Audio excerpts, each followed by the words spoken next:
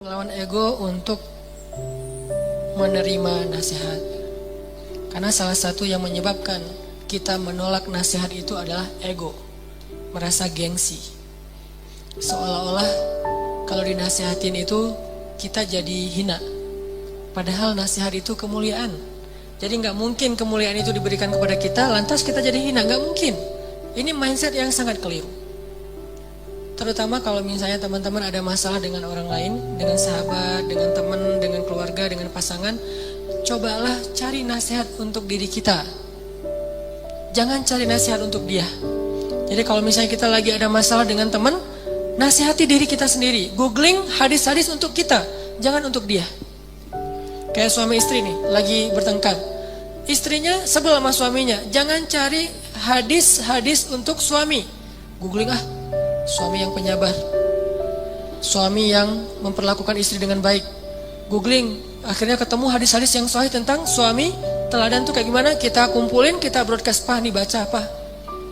Nggak kayak gitu cara kita melawan ego. Kalau kayak gitu kita makin ego. Justru yang harus kita cari istri yang taat, istri yang soleha, istri yang apa kayak gitu-gitu. Nyari dari hadis-hadis Nabi untuk menasihati diri kita. Jangan mencari hadis untuk menasihati orang lain.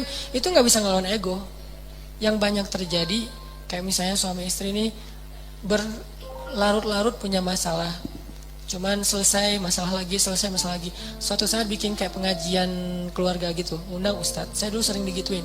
Undang Ustadz. Pas sebelum undang, yang undang istrinya. Karena ini Ustadz yang dikenali sama istrinya. Ustadz boleh request tema enggak? Apa bu? Ini tentang suami gimana ya biar lebih sabar. Jadi dia minta tema untuk suaminya, bukan minta tema untuk dirinya. Ini yang paling sering terjadi. Suami juga gitu. Japri malam-malam, Ustadz besok boleh minta sedikit tambahan materi apa pak buat istri gimana ya biar istri itu mau nurut kepada suami. Ya akhirnya dua-dua saling meminta nasihat untuk orang lain. Gak akan selesai masalah kalau kayak gini. Tapi kalau kayak gitu kita doang yang memperbaiki diri, dia enggak. Biar Allah yang memperbaiki dia.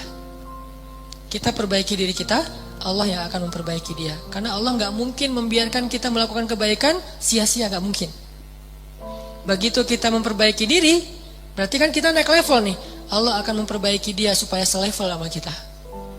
Begitu kita memperbaiki dia dan dia enggak bisa terima, kita turun level dan Allah turunkan level dia dengan penolakan dia dan marah dan tersinggung ketika dinasihati oleh kita. Makin sama-sama downgrade, nggak di-upgrade. Yang terjadi salah satu yang menyebabkan orang-orang kafir Quraisy dulu tuh nggak beriman, itu bukan karena nggak paham kalau Islam itu benar teman-teman, tapi karena ego. Kayak Abu Jahal. Ternyata ya Abu Jahal itu pernah nggak sengaja lewat rumah Nabi di Mekah, terus ngedengerin Nabi lagi baca Quran. Jadi Abu Jahal lewat, Nabi lagi ngaji Bismillahirrahmanirrahim Ya ayyuhal muzammil. Nabi lagi ngaji, Abu Jahal lewat, suara siapa tuh? Bacaan apa tuh kok enak didengar? Lagi siapa yang lagi perform? Oh enak nih. Akhirnya Abu Jahal duduk di sebelah rumah Nabi, ngedengerin Nabi ngaji. Di sebelah rumah Nabi yang lain kan ada dua gang gitu. Gang yang satu lagi ada sobatnya Abu Jahal, gengnya Abu Jahal banget, namanya Akhnas. Lagi lewat juga tuh malam, dengerin Nabi ngaji, duduk juga tuh. Dan mereka tuh nggak bisa ngelangkah karena terkesima dengan ayat-ayat yang dibaca oleh Nabi Muhammad SAW. Duduk berdua, tapi saling nggak tahu. Yang satu di pojok A, yang satu di pojok satu lagi. Duduk dengerin. Nabi kan kalau ngaji nggak pernah sebentar ya. Dan gak pernah ngaji di aplikasi handphone kepotong sama WA terus akhirnya chat dulu ngaji lagi. Kan itu mah kita banget lah ya. Makanya salah satu ujian pakai aplikasi di handphone tuh ngajinya gak khusyuk. Tadi niatnya 1 juz nih malam ini, akhirnya cuma 1 lembar, sisanya chat yang 1 juz. Kalau ngajinya Quran insya Allah gak akan kegoda. Nah, Nabi itu kalau ngaji itu 1 juz, 2 juz lama. Dan walaupun Nabi ngajinya lama, Akhnas dan Abu Jahal gak beranjak sama sekali dari tempat duduk mereka. Dengerin sampai tengah malam. Pas Nabi udah Sadaqallahul Azim, mereka baru pergi. Pas pergi di perempatan jalan ketemu, Akhnas dari mana? Enggak dari mana-mana. Abu Jahal dari mana? Enggak. Dari Muhammad ya. Udah jangan bilang-bilang ke siapa-siapa ya, malu tahu gitu. Akhirnya pulang aja. Oke, diam-diaman. Besok ternyata mereka tuh hatinya terpanggil. Abu Jahal, mudah-mudahan malam ini Muhammad baca syair-syair itu lagi, gue pengen denger, asik soalnya. Datang aja Abu Jahal ke rumah Muhammad. Kalau sekarang sengaja, kalau tadi nggak sengaja, sekarang sengaja duduk di pojok yang semalam dengerin. Kok Muhammad belum ngaji aja? Pas Nabi Muhammad ngaji, nah ini mulai nih performnya nih, mudah-mudahan lama nih, 1 album gitu kan, dengerin. Pas dibaca apa nih Muhammad tuh Abu Jahal gini-gini. Terus kayak ikut nyanyi gitu, apa kayak Coldplay konser gitu kan, ikut nyanyi bareng gitu kan ya. Ini ikut nyanyi juga, ikut bacain juga syair-syair. Ini bagus banget nih syairnya, luar biasa. Akhnas juga terpanggil hatinya, duduk di pojok yang semalam. Pas pulang, beres pulang, ketemu lagi di perempatan. Akhnas, kok kamu lewat di sini lagi? Nah, Abu Jahal ngapain? Akhnas, iya ya, bagus juga ya syair-syairnya. Ya gimana dong kita beriman aja? Jangan, kata Abu Jahal. Kenapa? Kalau kita beriman nanti apa kata orang-orang? Berarti Abu Jahal jadi pengikutnya Muhammad. Yang selama ini Abu Jahal itu adalah pemimpin kaum, sekarang malah jadi pengikut suatu pemimpin kaum. Gengsi. Itu yang menyebabkan Abu Jahal tidak beriman. Bukan dia nggak ngerti, dia ngerti banget kebenaran Islam. Buktinya dalam kesempatan yang lain pernah lagi tuh Abu Jahal terkesima dengan bacaan Nabi di surat An-Najm. Nabi lagi sholat depan Ka'bah, Allahu Akbar, terus baca. Waktu itu sholat boleh jahar walaupun siang.